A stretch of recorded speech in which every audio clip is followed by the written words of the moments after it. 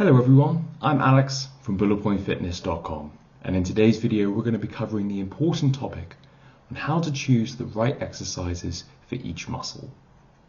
I'm going to be going through my own thought processes on how I pick exercises for my own training as well as my clients. To make sure we're all on the same page, we're going through the lens of muscular development. This is the primary focus for my own training as well as the majority of my clients.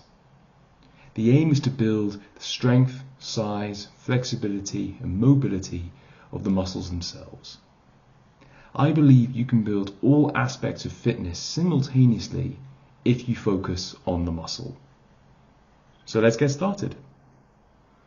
The first factor to think about is the function of the muscle itself. If you want to work a particular muscle, you first have to understand what it actually does. What is its function? So if we take the quadricep, for example, we know that it originates on the hip and femur and inserts just below the knee. This means that its primary action is knee extension. That means if we want to work the quadriceps, we have to do exercises that focus and prioritize on knee extension, such as a leg extension. This is a really important factor when choosing exercises, to make sure that exercises match the functions of those muscles. Once they're matched, you know that you're actually working those muscles. This brings us to our second main factor, which is then loading that function of the muscle through a full range of movement. By loading those movements, so as taking the leg extension, we're then just applying load to that function, which means we know we're working the quadriceps. By applying load through that range of movement, we're going to be able to create tension within that muscle. Mechanical tension is the key to muscle growth. So if we want to work the quadriceps, we have to load that we have to understand the function of the quadriceps and then load that function through the full range of movement. That means loading it through a stretched to a short position. By applying that load to that function, you're going to be creating a high amount of mechanical tension on the muscle. This is the key to growth and development of the muscle. And especially when loading it through a full range of movement, we're going to be able to build flexibility and mobility simultaneously. This brings us on to our third main factor, which is understanding the strength curve for each exercise. So I've covered the strength curve before in a previous video, but just for a quick recap, you have three main strength curves: an ascending strength curve, which is where the exercise is hardest when the muscle is in its stretched position; a descending strength curve, which is when the exercise is hardest when the muscle is in its short position; and a bell-shaped strength curve, which is where the movement is hardest when the muscle is in its mid-range of movement. You also have a flat strength curve as well, or you can also flatten some of the other previous strength curves with using things like resistance bands or especially cable pulley machines. The flat strength curve provides a relatively even level of resistance during the entire range of movement. When choosing exercises to develop a muscle, you want to utilize exercises with each of the different strength curves to make sure that you're actually challenging the muscle through its full range of movement.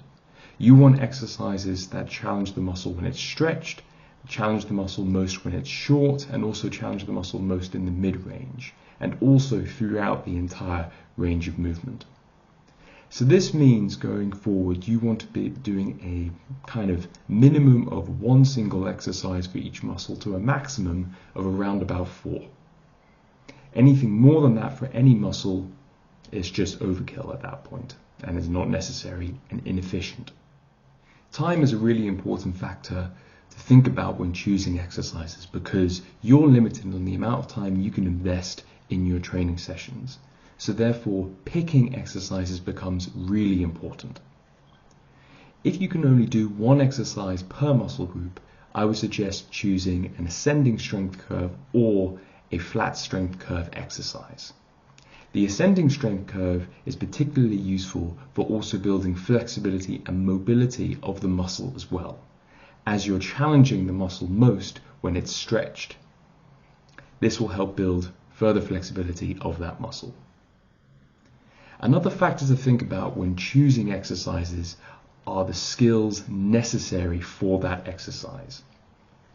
The higher the skill level of a particular exercise, the less likely you're going to be able to create enough mechanical tension in a specific muscle to challenge it enough to yield any development in strength, or more importantly, in development in size or flexibility of that muscle. The higher the skill of the movement, the more you're focusing on your entire system rather than specific muscles. The other thing you have to think about with regards to high skill movements is you're going to be spending a lot of time learning the skills of the exercise rather than focusing on stimulating muscle growth and development. This is why I opt to choose, for the majority of my clients, lower skill based movements, so we can start stimulating that muscle as soon as possible. We can develop growth, strength, and size of that muscle. Longer term, I think this is a more prudent strategy simply because once you build a foundation level of muscle, your ability to then learn skills on top of that, it's much better. You are in a much better position to be able to learn those skills at a faster rate. That's what I found with the majority of my clients and myself. If I can take two clients, one has slightly more muscle mass than the other, the person who has more muscle will be able to learn more complex moves at a slightly faster rate. In complex moves, we're talking about movements like the clean, the snatch, or more advanced weightlifting moves. Does that mean higher skill-based moves are unnecessary? Not at all. Remember, we're going through the focus of muscular development. I primarily focus with my own training and also with the training of my clients of developing muscle mass. Because when you develop muscle mass, you can build all aspects of fitness simultaneously.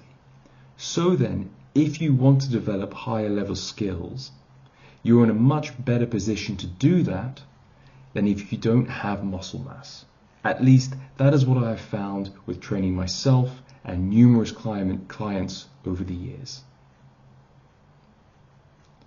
Now, those are the main factors to think about when picking the correct exercises. Let me know what you think in the comment section below. Do you agree? Disagree? It'd be great to have a conversation and a dialogue. Make sure to like, subscribe, and head on over to bulletpointfitness.com for more information.